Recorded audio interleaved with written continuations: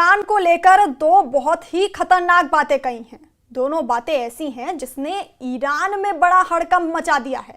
कहा जा रहा है कि डोनाल्ड ट्रंप से फोन पर बातचीत के बाद नेतन्याहू ने अपना सबसे भयानक फॉर्मूला लागू कर दिया है।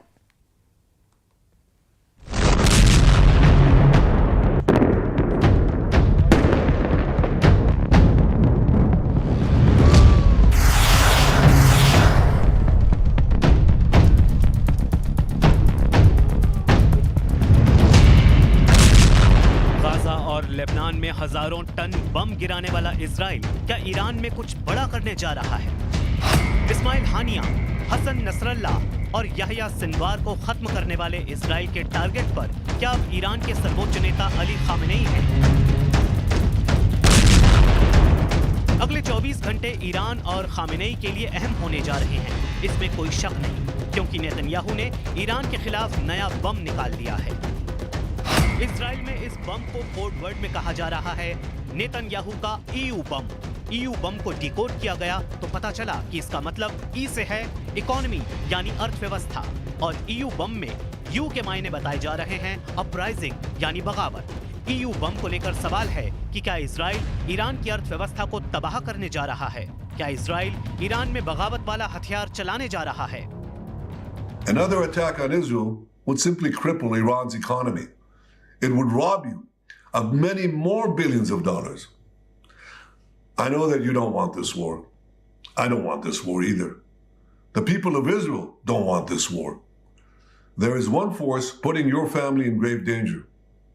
The tyrants of Tehran. That's it. Israel के सीक्रेट एयरबेस पर बहुत हलचल है। इजराइल के फाइटर जेट लगातार एक्टिव हैं।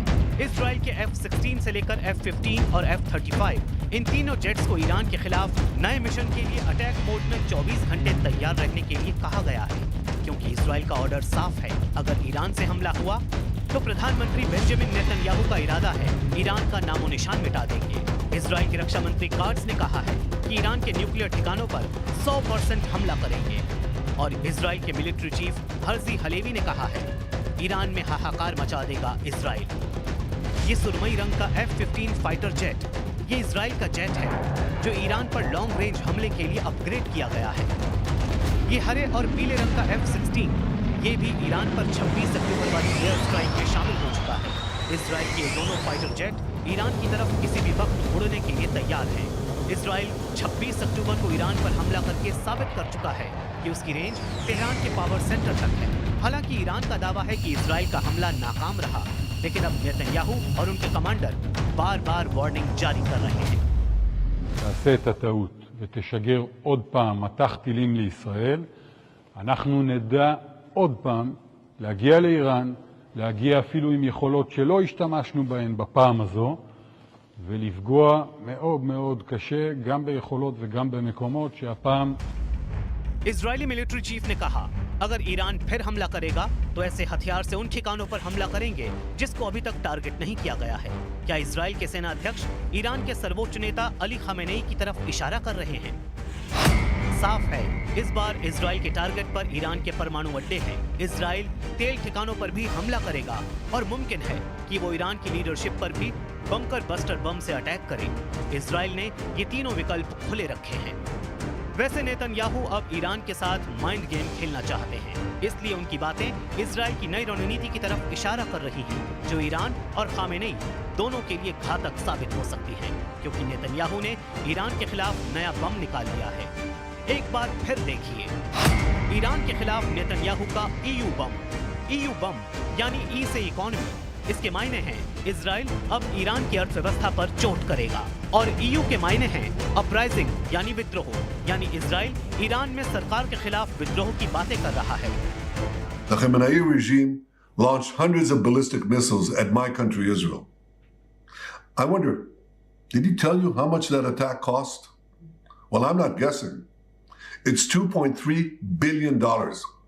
That's how much of your precious money they wasted on futile attacks. दुनिया ने गाजा पर गिरने वाला बम देखा, दुनिया ने लेबनान को तबाह करने वाला बम देखा।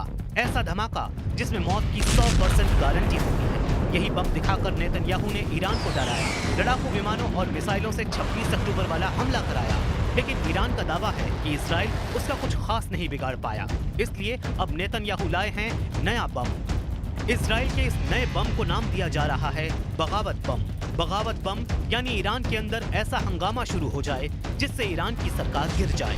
क्या ईरान के सर्वोच्च नेता अली खामेनेई को सत्ता से हटाने के लिए ये हो सकता है इजराइल का सबसे खतरनाक हथियार? ईरान में पहले भी प्रदर्शन हुए हैं।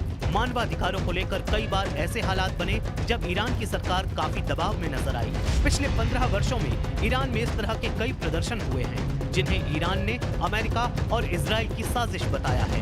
इस बार नेतन्याहू ने जो इशारा किया है वो ईरान की सरकार के लिए काफी दिक्कत पैदा कर सकता है। सवाल है कि क्या नेतन्याहू को लग रहा है कि ईरान की पब्लिक पर खामेनेई की पकड़ कमजोर पड़ रही है? آن چیزی که مصالح کشور و آرمانهای انقلاب اسلامی باشه رو دنبال خواهیم کرد و همونجوری که در سال قبلی همینو عرض کردم، نکته مهم در این هستش که با رهبر معظم انقلاب و تصمیم‌هایی که در شورای عالی امنیت ملی اتخاذ خواهد شد، سیاست‌های لازم رو پیگیری خواهیم. वैसे बड़ा सच ये भी है कि नेतन्याहू खुद पब्लिक के गुस्से के बीच में बहुत ज्यादा घिरे हुए हैं। ये ईरान का कोई शहर नहीं बल्कि इजराइल की राजधानी तेल अवीव है, जहां लोगों का गुस्सा नेतन्याहू पर बरस रहा है। नेतन्याहू को याद दिलाया जा रहा है कि गाजा पर बमबारी के 400 दिन पूरे होने के बाद और सिनवार के मारे जाने के बावजूद इजराइल हमास को खत्म नहीं कर पाया है। ना ही नेतन्याहू उन इजरायली बंधकों को बचाने के लिए सीज फायर कर रहे हैं जो इस वक्त हमास के कब्जे में हैं। So today is the 400th day of the hostages in captivity. Women, men, a grandfather, 86-year-old, a baby, 1-year-old.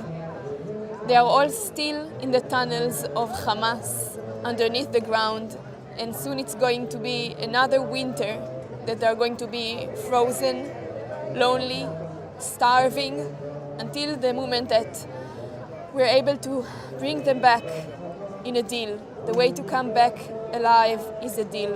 All I wish for is that this war would end and our hostages will come back home safe. 101 people are still waiting to come back to their families.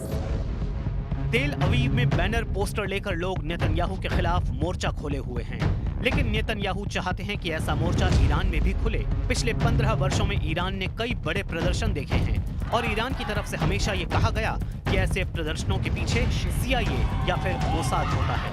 लेकिन Netanyahu ने जिस तरह से जिंदगी और आजादी की बात कही, उससे साफ है कि इजराइल के टारगेट पर अब खामेनेई और ईरान की सरकार है। लेकिन इजराइल में अब भी बड़ा मुद्दा बंधकों की आजादी है और ये सच है कि सीज फायर वाली डील न होने के लिए अब नेतन्याहू को जिम्मेदार ठहराया जा रहा है।